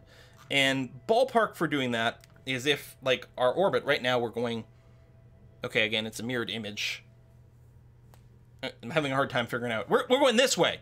Okay, we're going anti-clockwise. And so we're currently going northwards, right? Up on this point of view. So if we leave Kerbin, the Kerbin sphere of influence going downwards, then that will effectively be a retrograde burn relative to the sun. We'll still have to do all kinds of other things, maybe, but that seems okay. So the way to do it, I think, will be if we burn around here, and we add a maneuver. So we're adding power. We're embiggening our orbit by burning prograde, adding energy. No weird slingshots. Hey, no weird slingshots. Add energy until we leave going this way. You can see already, this purple line, we're already going to be in a lower orbit than Kerbin. And if we can do this a little bit more, it's going to be okay. At a certain point, burning here isn't going to be that helpful. Now, if we were really good, I'd combine it with some radial, anti-radial burns and just do the entire burn here. But I'm not good enough for that. I don't know, where am I? I don't want to mess with it. I always do this two-step process. It's not as efficient as doing it all at once, but I'm scared.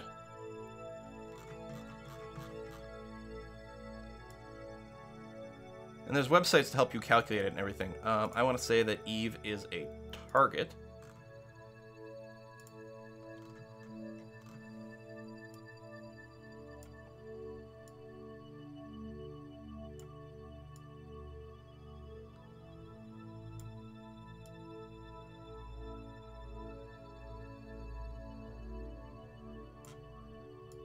Yeah, no.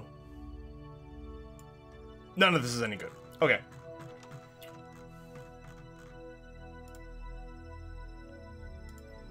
I can't eyeball it that way. I just can't. So we're just going to go back to plan. Depart Kerbin. Thusly.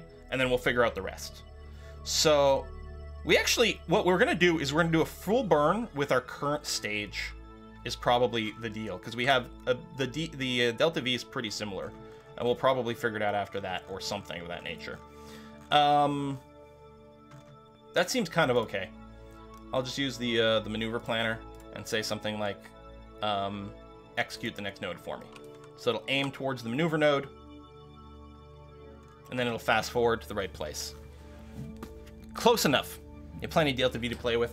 So, but there's also a window. So, in theory, because right now, based on our alarm clock, this is the right time to be doing this. There's an ideal position for where Eve is and where Kerbin is for us to do this deburn in a way that, like, will arrive at Eve using the minimal amount of fuel and the minimal amount of time.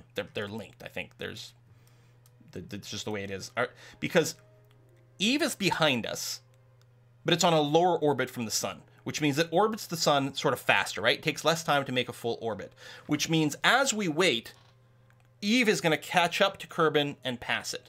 So we want to start this while we're ahead of Eve. Hey! Because Eve's going to be catching up to us as we descend to its orbit, and we'll meet it somewhere, probably somewhere around here, assuming we are in the right place. When we've made the move from here down to here, Eve should have made the move from here to over here, and then we'll meet up. It's Azurus with a contribution to the Whiskey and Chocolate Fund. Thank you very much for that, Azurus. I'm just loading up the other page so I can properly see your message here. Oh, there we go. We're time warping. Let's do the time warp again.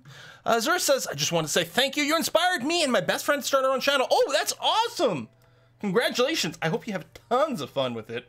If you have half as much fun as I do, then I'll have twice as much fun as you do. Hold on, I was going somewhere with that, but if you have half as much fun as I do, then you'll have a great time. Hope everything works out well. When the tangent of the orbit of the lower planet goes through the higher planet. Is it really? Is that the ideal? Interesting, and that's indeed the case. So the tangent of Eve, right? The tangent is if you draw a straight line along the circle here, sort of hits our planet, more or less. I think we're doing this 2 days ahead, and really, if that were to happen, because I think it's just behind Kerbal right now, but Eve would move up a little bit more, and then it would hit us perfectly. So yeah, I think 2 days from now is the perfect time, but that's okay. We can do little extra burns. So you're done that, which is okay. I'm just going to set you to orbital prograde here. Yeah, you are leaving, which is great. Man, it's taking you forever to make this turn. I'm looking forward to dropping this ass end of this here. I'm just gonna do the rest of this burn because I don't think it'll hurt. Ah. Yeah, screw it. I'm doing it. Woo! Okay, that's really dropping it.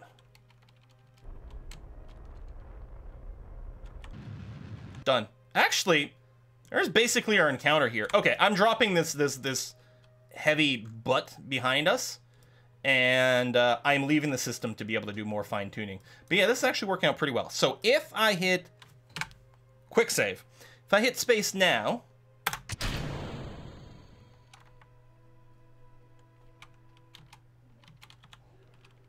and spacebar again, there you go. Good. This stage is now active. Lovely.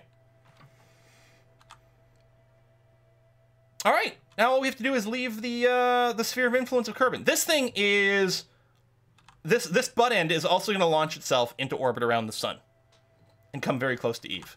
At some point, we'll just detonate it. It's going to be okay. All right, quick save. And yeah, see, this angle is a little bit wonky, but sure, it's fine. Ooh, ear distance scan. That's new science that we weren't able to do before. And we can transmit for 100%. Nice. Transmit and reuse. It's very important. Awesome. Not much science, but it's something. And we're going to do a bunch of these over different biomes. Because I was going to say, it's going to keep interrupting us, but hey, free science! More space trash. It's going to be a real problem in the future. Space trash in orbit around Earth. We're already having to track all of it, because like everything's going really fast. And the last thing you want is some sort of collision with like an old defunct satellite or something.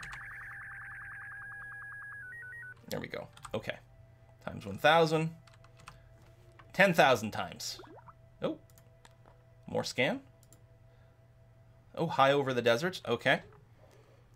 And transmit. Excellent. Well, I mean, free science is good, right?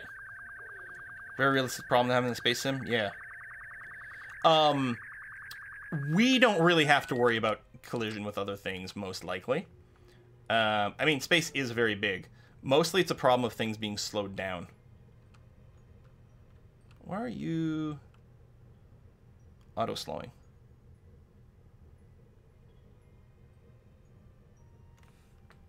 Oh, it's the alarm for the Kerbal Eve transfer point. Yep, way ahead of you, buddy. All right. Because I set an alarm. So we're just going to manage you for now.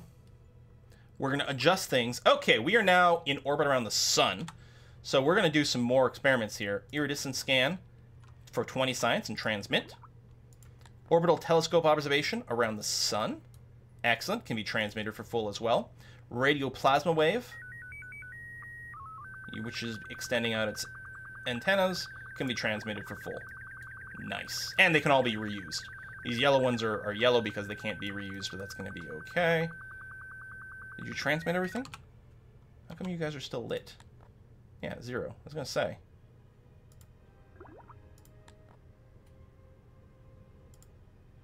Like, you know we can't reuse you, right?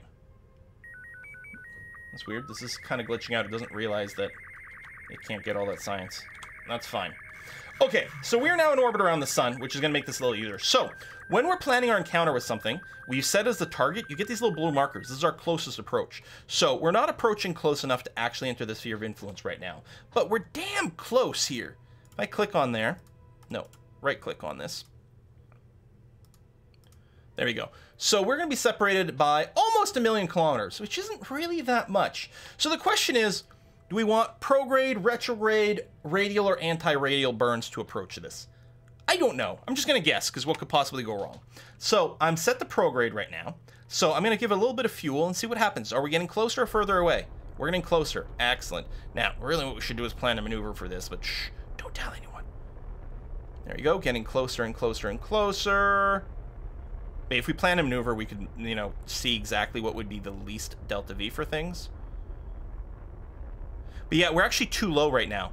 You see our yellow line is lower than the blue line. With the extra burn we did, we're actually lower than Venus. So we actually need to keep increasing our orbit a bit. But we're probably, yeah, we're overshooting it now because there's a certain amount of twist that needs to happen. I need to twist our orbit slightly. Again, I'm mirrored, but from my point of view, I have to sort of twist it to the right, which is going to be a radial plus. We're burning towards the outside. Again, everything's inverted. I'm burning towards the mouse, which is going to cause this circle. Wait, hold on. Shit, I'm the blue line. I'm not the yellow line. Oh my god, I'm doing this all wrong.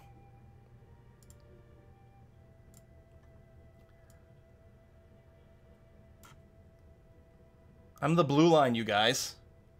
Whoops. This is why some streamers mirror they can't. Yeah, but it's really it's weird for other reasons. Then all the text gets inverted. Because so yeah, then all the text would read backwards, but I'd be able to point the right way.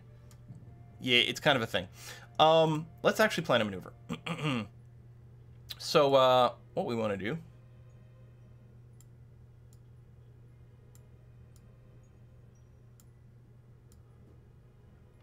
There's actually burn retrograde. How come you're not showing me an encounter? That's weird. How come it's not actually showing me the encounter?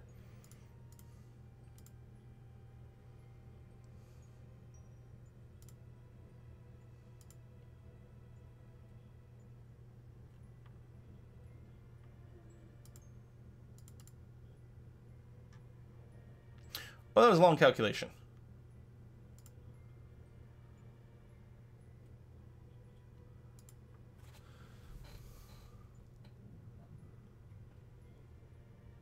Interesting. So figures a burn here is our best bet for optimum stuff. I don't know if that's true.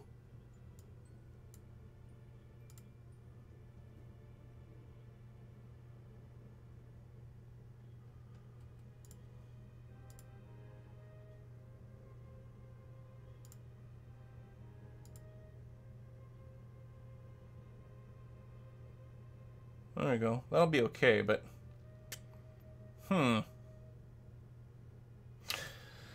Yeah, this will be fine. The problem is it's like super duper far away. This is in 59 days, by which point our crew will be a little bit salty for it, but that's going to be fine, I guess. Maybe what we'll do is we'll just put in some sort of add new alarm.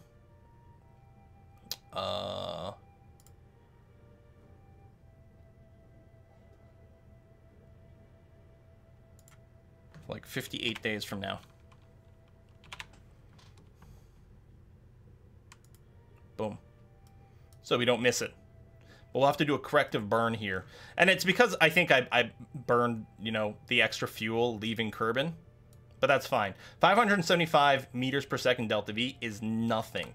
Considering in this stage here, what was supposed to help us circularize and everything, and get us to, and force us to leave Kerbal. This whole stage is basically extra fuel that it turns out we didn't truly need. We could have saved a lot of takeoff weight and different things, but that's okay. We probably could have done it without asparagusing. We have ludicrous amounts of fuel to spend. How do we get home? There's no getting home. It doesn't matter, though, because there's no people on this. So it's going to be A-okay. All right, so that's you. Let me do a hard save here. Excellent. And we're going to have a little chat about what we're doing with... I guess, let me set focus on Kerbal. If it coming up again. Hello. Focus view. There we go. So I can zoom in. So, switch to giraffes. So, space station giraffes, what are we doing with you? We want to grow you almost certainly. I'm still worried about the habitation. Do we have access to, like, the big, giant habitation areas? Because that would be cool. Or, this might be time to start thinking about designing our sort of refueling, resupply. I don't know if we can do single stage to orbit. We don't have the fanciest engines yet, unfortunately.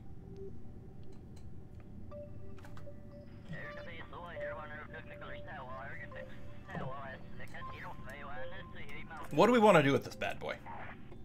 I guess we should go back home. And I like how it's got negative delta V because of where the engine is located. That's really funny. If I were to burn the engine right now, it'd be like everything would be inverted in the direction. What does draft stand for? It stands for... Can we not get the description from here? No, I think we can. Hold on. Rename vessel. Nope. We'd have to go back to the VAB. Someone in chat will be able to... It's the geometric giraffe something or other.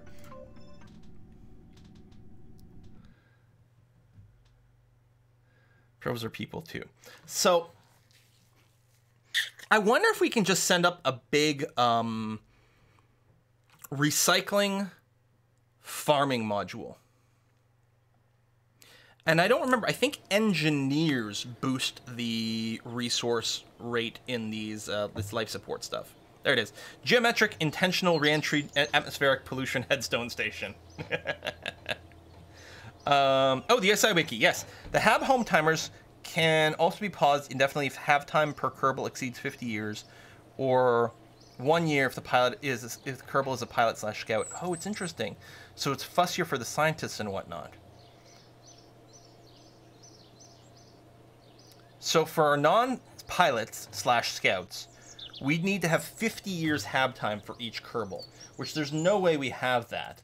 Now, we did transmit a fair amount of science, so we do have access to a little bit of extra stuff here.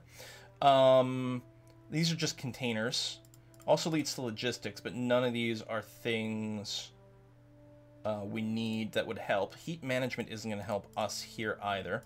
And then we don't have enough for this. Okay, so we don't have any science we can unlock that helps. We can work our way towards supersonic flight here, but that's not the... Shock cone intake, arrow spike, rapier engine. Yeah, these things here. These are what we need for a single stage to orbit aircrafts, and we really don't have that ability. I don't think we need the precision stuff. I don't think there's anything we need to spend science on right now. We could do some more airplane testing, though. 50 years per Kerbal is pretty much impossible for space stations. More likely for planet bases. I see. If we did pop into here, though, just check what life support stuff we have. Like, we might be able to extend things a fair bit with the gardening thing, but part of me is tempted to just make another damn plane. Oh, the submarine, yeah. So here's a question. How do we deploy a submarine? Do we put some wheels on it so it can, like, roll to the ocean?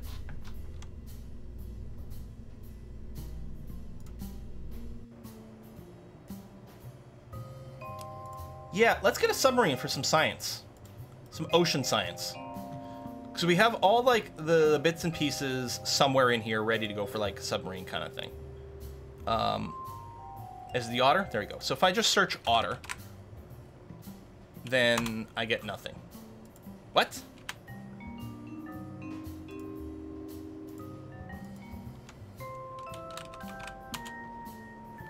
Wow, Kerbal, you have such a great search system. Huh. Okay. But yeah, because they have these impellers, which are for water, I think.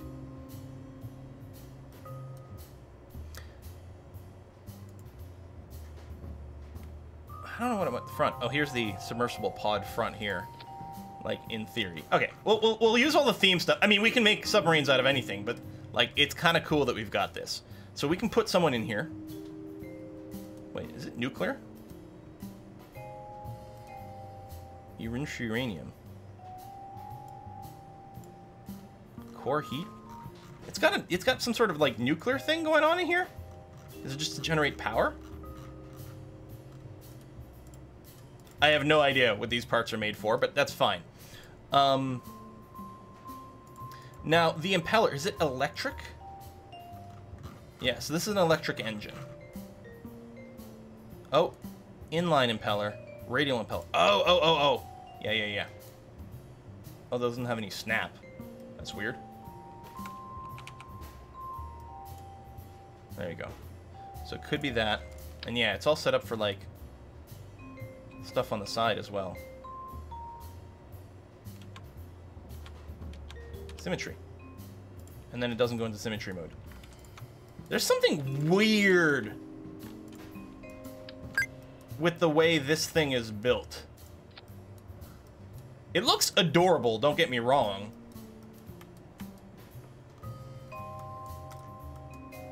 Oh yeah, it's got the nuclear symbol on the back there too. Nuclear submarine. I guess that makes a lot of sense.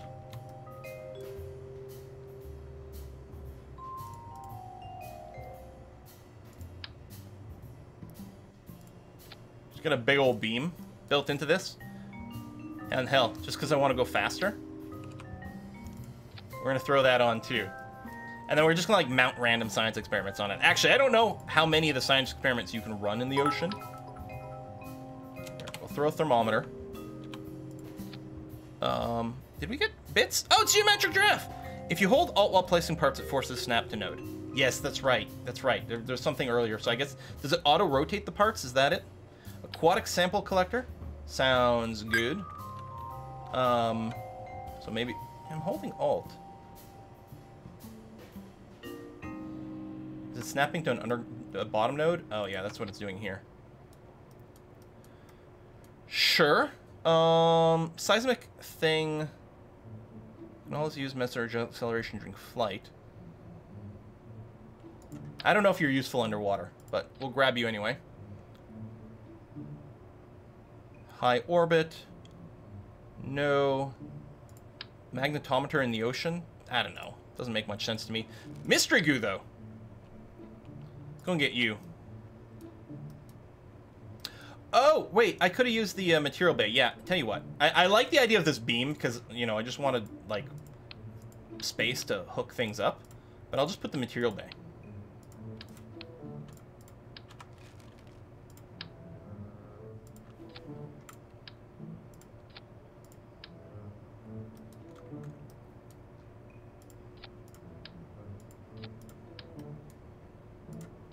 Done.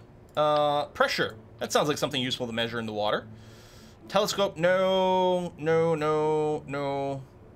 The seismic stuff, not really going to be. There's our actual ocean module, ocean science module.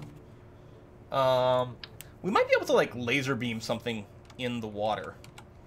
I'm going to go and put this on here.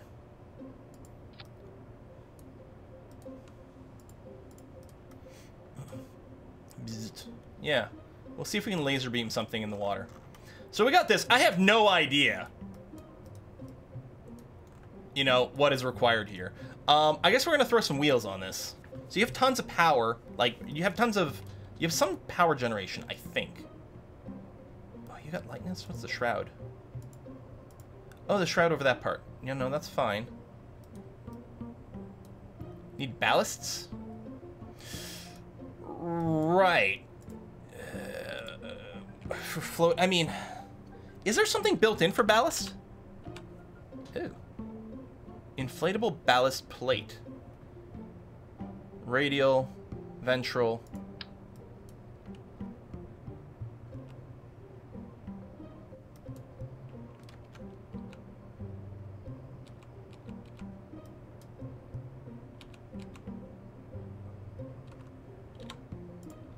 And it still doesn't do, like, mirroring. Something is really weird with these.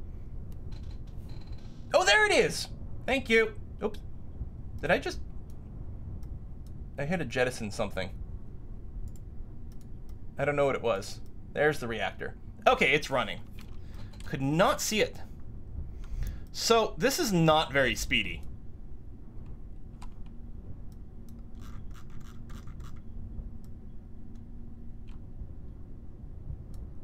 Oh, did I jettison the something with the depleted fuel? I don't know. Oh my god, why couldn't we start at the opposite end?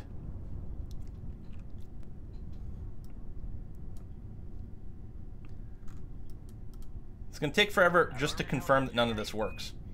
So, presumably I can tune the ballast, so fill it with water or air. Could have started on, yeah, at this point, that's what I'm thinking of. We've got headlights though. I didn't put a safety light, so clearly things are gonna go terribly, terribly wrong. Lots of wobble. I don't know if turning on SAS is a good thing or not. No! Oh man, the suspension. Should launch the 2 boosters, yeah. Just to get to the end. We could set up a construction area out there with the Kerbal construction system. Killed so many Kerbals with the sub. Well, the thing is, like, we designed this in the spaceplane hangar, and the spaceplane hangar is responsible for killing a lot of Kerbals. So Fallen God 0 here, I think you're gonna have some trouble. You know what? We will go ahead and just deploy all.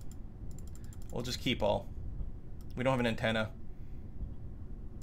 I mean, I realize this means we're not getting ocean science, but honestly, I'm not 100% convinced that we're gonna get it anyway.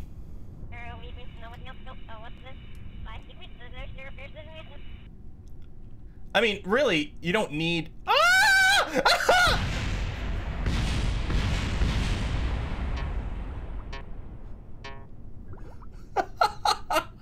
All right. You don't need an actual submarine to get submarine science. Wow. This kind of looks like a robot, though. It's really cool. So we're going to recover the vessel. Hey, we didn't die. It's amazing. And thus the mech was born. I mean, we could just, all the science we have on, we could just like put onto a rocket and just shoot the rocket into the ocean, and that would be fine. Ho ho! Never mind the reactor. Yeah, the nuclear reactor could have gone, but I think that that module is fairly tough. Well, on that dramatic note, I think this is where we're going to put a slight cut in the video here. There you go, you survived. Because it is 4 p.m. and it'll give us something to work for next week. The other thing we'll be looking at next week is expanding the space station. Did I say next week? Not next week. Next week, I am going to be away. I am going to be somewhere in another country to play some sort of game that isn't out yet, but that you guys are all very excited about.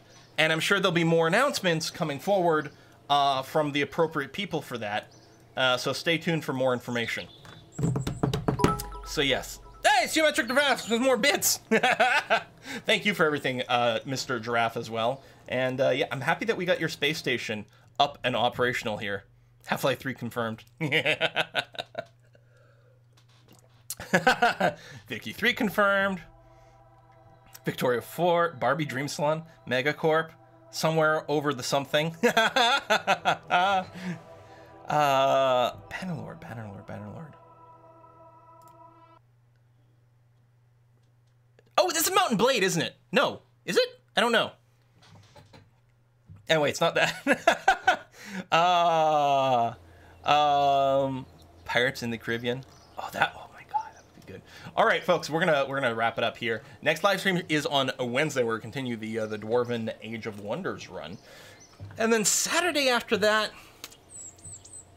maybe Dwarf Fortress. Maybe, I don't know. There's so many good things. I want to go back to Dwarf Fortress though so badly. Maybe we'll see. All right. Thank you very much for watching. I'll see you guys on Wednesday. Bye-bye all.